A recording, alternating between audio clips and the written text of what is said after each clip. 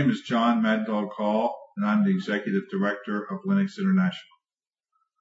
I'm here today at the printing office of the Milford Cabinet, a local newspaper that was started in 1802 in Milford, New Hampshire, in the United States. Newspapers and books have not always been around. Many hundreds of years ago, the way of exchanging information was for a scribe to copy a book onto parchment using a quill pen.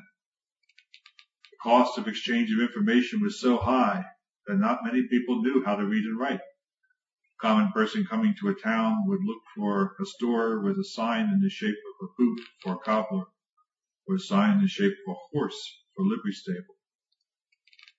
And then a few hundred years ago, somebody had the bright idea of carving individual letters onto individual blocks of wood and putting them together, inking them, and printing with a piece of paper.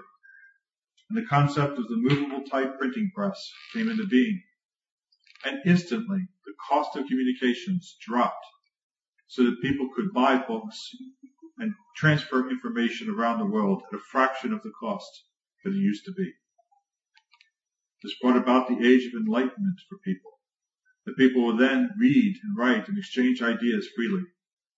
It brought about the concepts of the freedom of the press and the freedom to exchange information. Today we're going through another revolution in information exchange called the Internet. And things like this video can be transferred from the United States to South Africa or any number of places around the world in a fraction of a second, and for a fraction of the cost of printing or transferring of a medium. Yet we have to protect another part of this cost. We have to keep the freedom of information exchange open so that people can get the information they need to be able to do things like fight disease, purify water, or have a good form of government. All of these things we have to protect and make sure that this is open so that the vast majority of society can benefit from this instead of only a very few. It is my honor to be here at this conference today, if only by video,